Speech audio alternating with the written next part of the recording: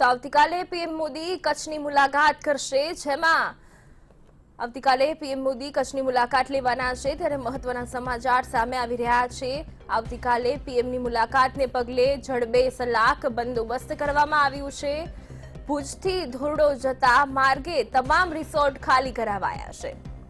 સુરક્ષાને લઈને આ રિસોર્ટ છે એ તમામને ખાલી કરવામાં આવ્યા છે। મહત્વના સમાચાર, ઠેર ઠેર પોલીસ બંદોબસ્ત પણ ગોઠવી દેવામાં આવ્યો છે।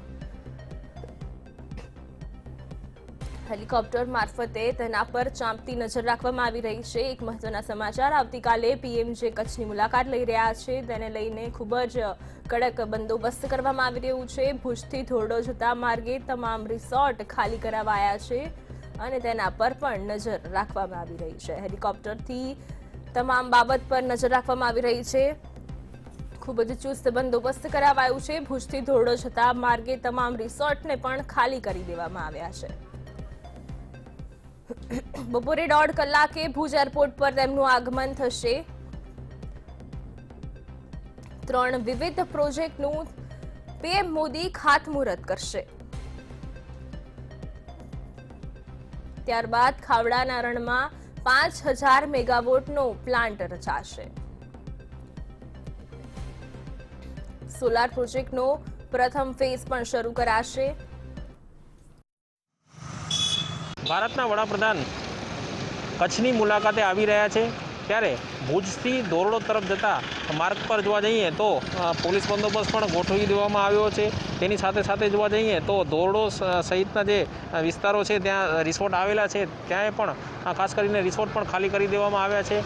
કેમેરામાં જોઈ શકીએ છીએ કંઈ 4 રસ્તા પર પોલીસ બંદોબસ્ત ગોઠવવામાં આવ્યો છે અને તમામ પ્રકારની અત્યારે સુરક્ષા વ્યવસ્થા કડક બનાવી દેવામાં આવી છે। કોઈ બનાવ ન બને તે માટે તમામ પગલાઓ પણ લેવામાં આવી રહ્યા છે। કેમેરામેન આયાઝ સિદ્દીકી સાથે કૌશિક છાયા, મંતવ્ય ન્યૂઝ, ભુજ, કચ્છ।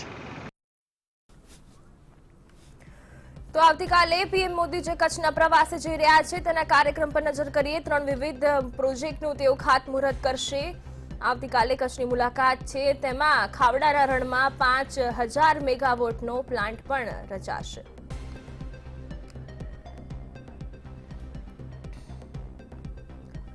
તો વડાપ્રધાનના આગમનને પગલે ભુજ હવાઈ મથકે પણ સુરક્ષામાં વધારો કરી દેવામાં આવ્યો છે। CISF દ્વારા ચેકિંગ વધારી દેવામાં આવ્યું છે। એરપોર્ટની બહાર પણ સુરક્ષા વધારવામાં આવી છે। સુરક્ષાને પગલે દરેક રિસોર્ટ છે। કચ્છની મુલાકાતે વડાપ્રધાન નરેન્દ્રભાઈ મોદી કચ્છની મુલાકાતે આવતીકાલે આવી રહ્યા છે, ત્યારે કેમેરામાં જોઈ શકીએ છીએ કે ભુજના હવાઈ મથકે સુરક્ષા વ્યવસ્થા વધુ સઘન બનાવવામાં આવી છે અને ખાસ કરીને જોવા જઈએ તો CISFની સાથે સાથે પોલીસ કર્મચારીઓને પણ તૈનાત કરી દેવામાં આવ્યા છે। આવતીકાલે નરેન્દ્રભાઈ મોદી બપોરે 1:30 વાગે ભુજના હવાઈ મથકે આવી પહોંચશે અને ત્યાંથી ધોરડો જવા રવાના થશે। ત્યારે ભુજથી ધોરડો તરફના જતા માર્ગ પર પણ તમામ પ્રકારની તૈયારીઓની ધમધમાટ જોવા મળી રહ્યો છે અને કોઈ અનિચ્છનીય બનાવ ન બને તે માટેના તમામ તકેદારીના પગલાં અહીંથી લેવામાં આવી રહ્યા છે। કેમેરામેન આયાઝ સિદ્દીકી સાથે કૌશિક છાયા, મંતવ્ય ન્યૂઝ, ભુજ, કચ્છ।